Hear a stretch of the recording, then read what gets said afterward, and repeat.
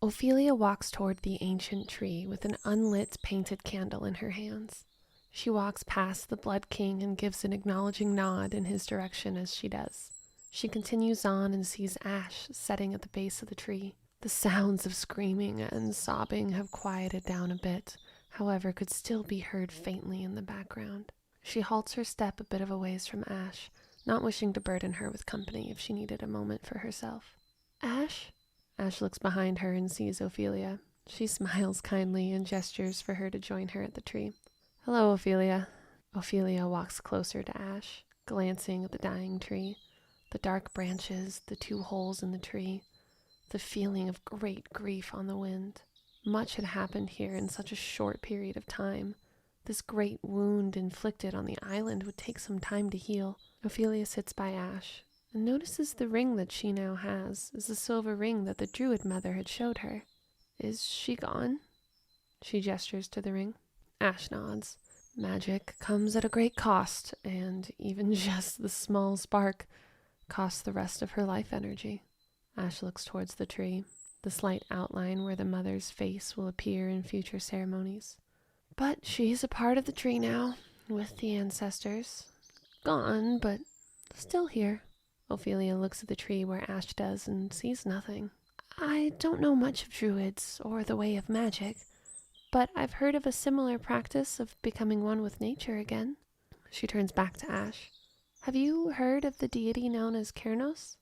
Ash laughs under her breath lightly. Are you trying to convert me after killing almost half the people in this family tree? She sighs deeply. No, I have not heard of Kernos.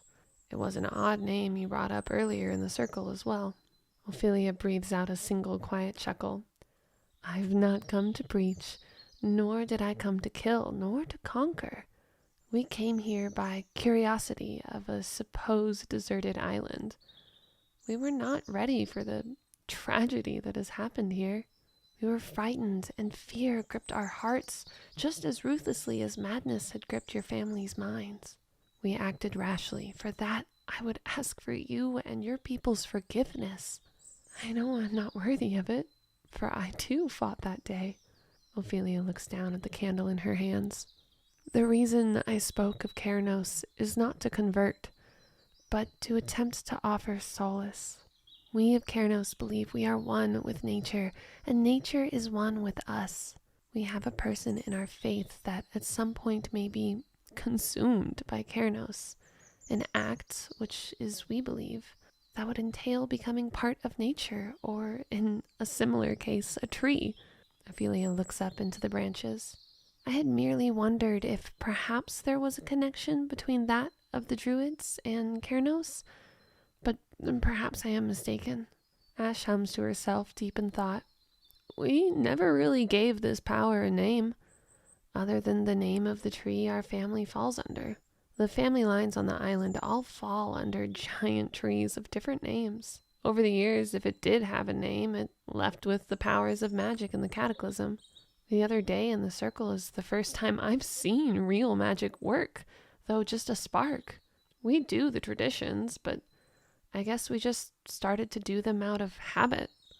The heirlooms people made became just pieces of jewelry. She thinks some more. I wouldn't be surprised if all the trees themselves could fall under one name, like something like Kernos. She shrugs. I see. Kernos has many names and faces in itself, with many traditions and rituals, each unique in its own way. One of which is the reason I sought you out just now. She gestures to the candle in her hand. It's painted in tiny dots. The varying shades of leaves in its passing of time swirl around it. I heard briefly in the village that it is custom to bring an offering to the Druid mother when visiting her. I wish I would have been able to give you a different offering under better circumstances. However, given what has passed, this seems like the best choice. I brought you this Dolu candle. It is made with a special type of wax and wick that takes forever to burn. The thought behind this is that everyone takes different amounts of time to grieve. Some people do it for months, years, or even centuries. Her voice trails off for a bit and her eyes diminish ever so slightly, as though looking at a past memory.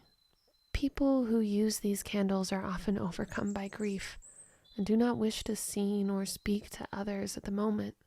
So they light the candle and place it in a visible location so that others would know that sadness is present in the home, and be mindful of the situation should you approach someone whom has this candle lit.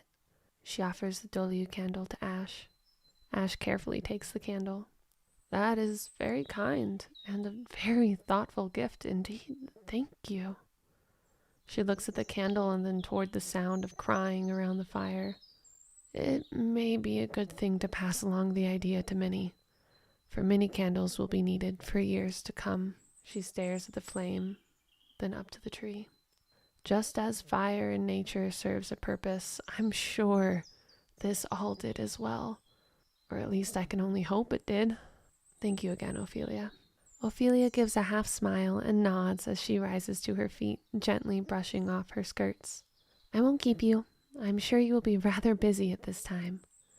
She walks off for a few paces back in the direction of the ship, then pauses for a moment. She worried briefly about telling Ash of Hynafol, magic, and the threat of dragons, but this was perhaps not the best time to add more coal to the fire, and continued on her way back.